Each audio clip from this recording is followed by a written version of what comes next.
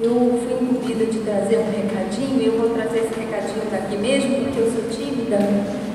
Fico muito bem aqui, e como professora, e como tia, fico muito bem. Ali o púlpito é só coisa de gente já com status outro.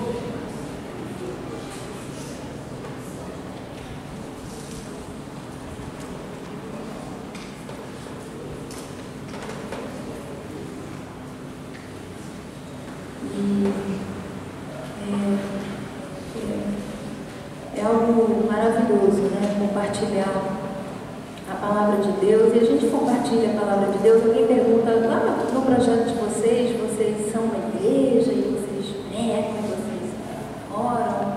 E a gente sempre costuma dizer que a gente faz isso o tempo inteiro, com a nossa vida, com o nosso modelo.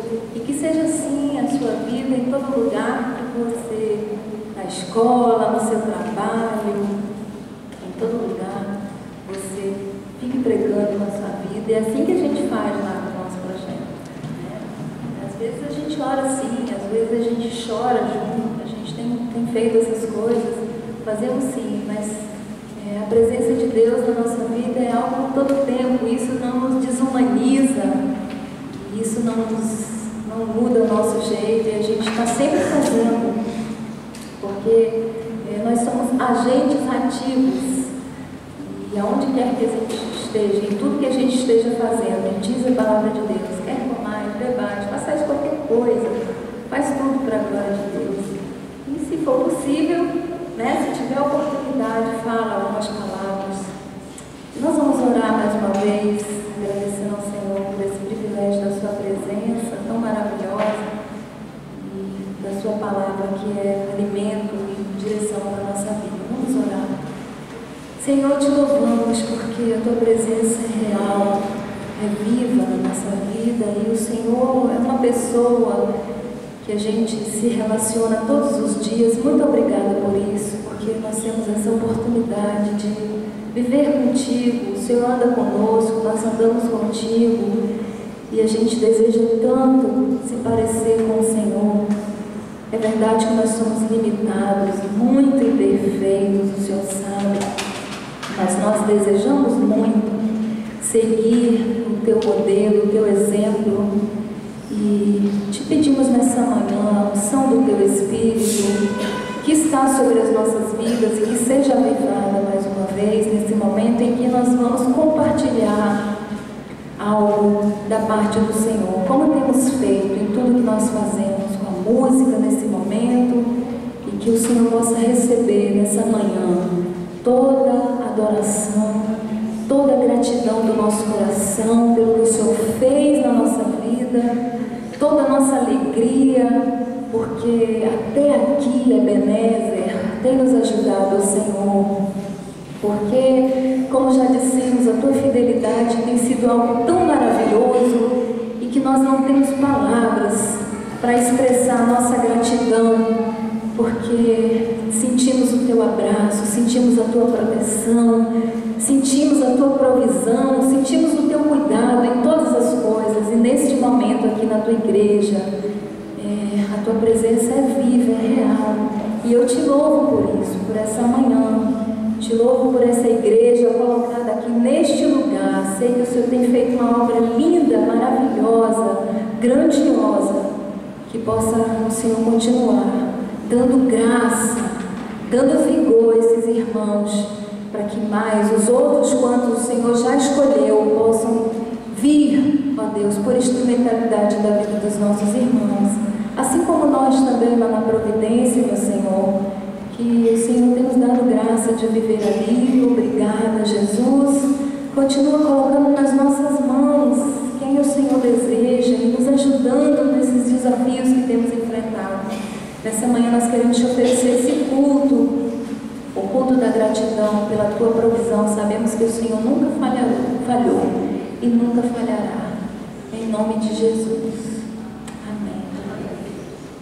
Queridos, uma coisa muito importante é que nós temos ouvido e visto muitas coisas que têm nos indignado. Eu sei que essa indignação não é só minha, é de indignação de todos nós diante da televisão, do rádio, e às vezes eu falo, a gente diz, não vamos mais ouvir, mas a gente termina que tem que escutar.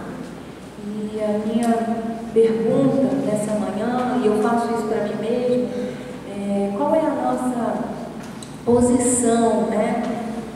Nós somos agentes passivos de todas essas notícias ou somos agentes ativos do reino? E como assim? Como podemos? A gente não é congressista, a gente tem o nosso poder, quer dizer, e dizem que a gente tem, né, o poder do voto, mas é mais ou menos isso, a gente sabe. Mas nós somos cidadãos, alguém disse cidadão do outro mundo, é verdade, nós somos cidadãos, aqueles que foram chamados, cada um de nós foi chamado pelo nome. Olha, isso é verdade, né? Chamaram você e disseram o seu nome, como disseram o meu nome, né? Foi ele que disse, olha, Moana, eu te escolhi, eu te chamei, eu te capacitei para que você não esteja conformado. E está dizendo lá em Romanos, vamos dizer juntos, e não nos conformeis com este céu, mas pela renovação da nossa mente. Algumas traduções dizem o vosso entendimento, é a nossa indignação santa, é a nossa inconformidade santa, porque foi Ele que fez assim, e Ele transformou a nossa mente. É uma coisa tão maravilhosa quando a gente fala de mudança de mente,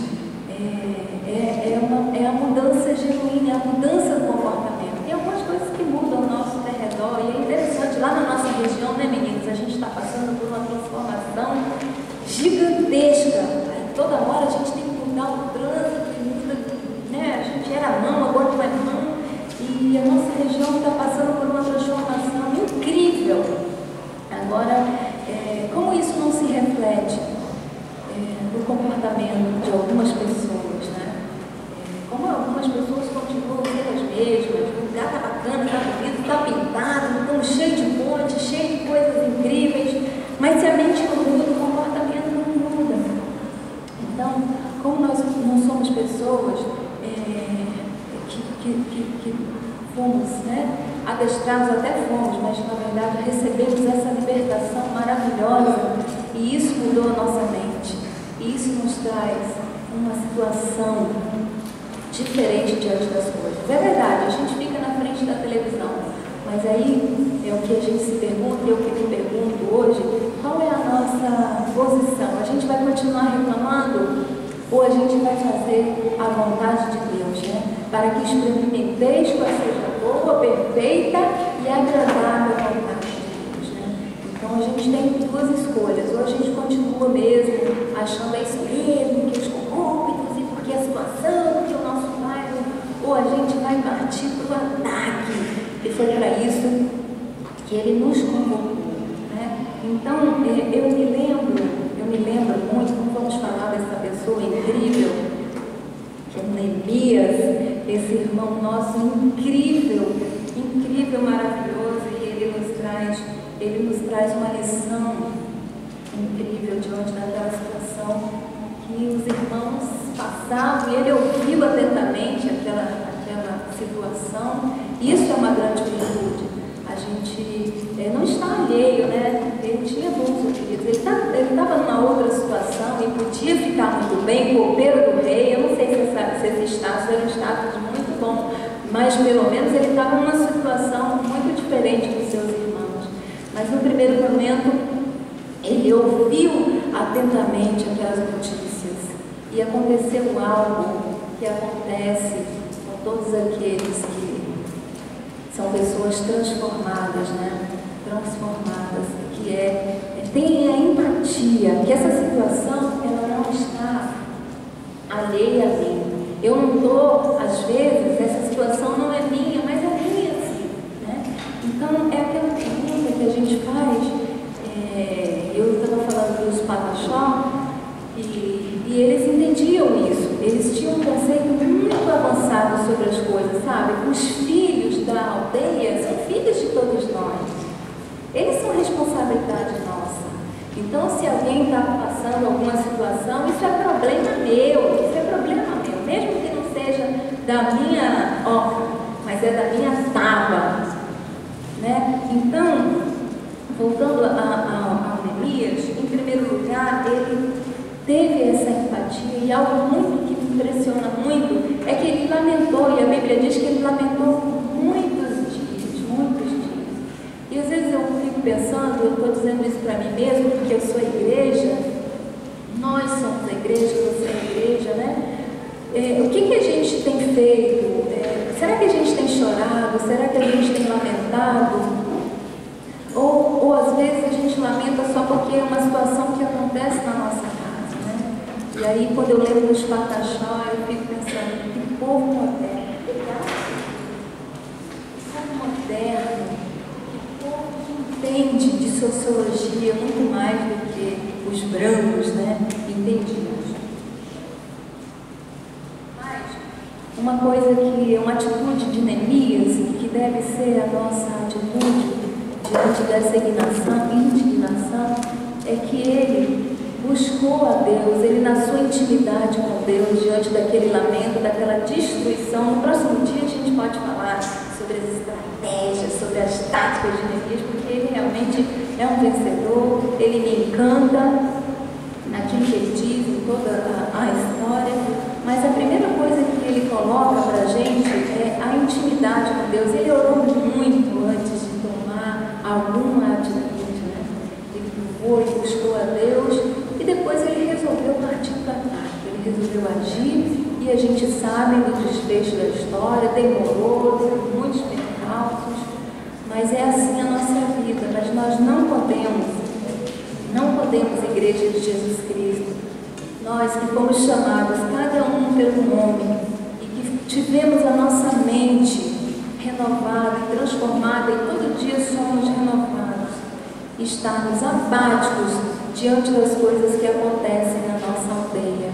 Precisamos agir à luz da palavra de Deus. Mas como? Me pergunta como? Eu não sei, porque na verdade eu não sei aquilo que Ele tem colocado na sua mão. Mas uma coisa eu sei, eu posso te dizer, a cada um Ele chamou e capacitou, e a cada um de nós somos colocados estrategicamente em algum lugar, em alguma frente, para essa construção, essa reconstrução. E ainda tem jeito? Ainda tem jeito, é possível fazer diferença no nosso lugar, é possível fazer esse lugar onde nós vivemos florescer, florir a partir de mim e a partir de você. Aí me pergunta de novo como? Não sei, a gente vai ter que conversar, né? Vamos ter que conversar com o pastor Francisco, temos que falar com Deus, assim como Neemias pediu a Deus uma orientação e foi lá ao rei e aquela situação toda, e manda carta e vai, enfim, é a gente sair desse lugar de onde a gente está sentado e achar que isso não tem nada a ver com a Igreja de Jesus Cristo, achar que isso não tem nada a ver comigo ou com você, porque isso está acontecendo lá em Niterói, isso está acontecendo lá na Providência. As pessoas, as almas, os jovens estão perdendo a oportunidade de estarem aqui nessa manhã na presença de Deus e estão em outros lugares, estão perdendo as suas vidas e as famílias sendo ceifadas. Tantas coisas que a gente tem visto, eu não sei se isso acontece por aqui, mas as notícias que nos chegam, elas são estarrecedoras, são coisas que a gente não acredita às vezes, mas é verdade.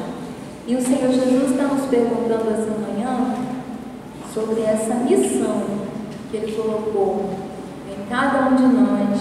Ele nos salvou, Ele nos curou, Ele nos deu novas vestes e Ele tem nos dado oportunidade.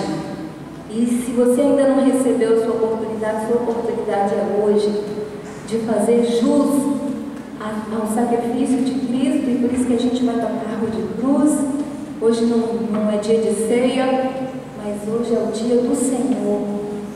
Hoje é o dia em que nós estamos aqui para celebrar a sua vida e para celebrar celebrar tudo aquilo que Ele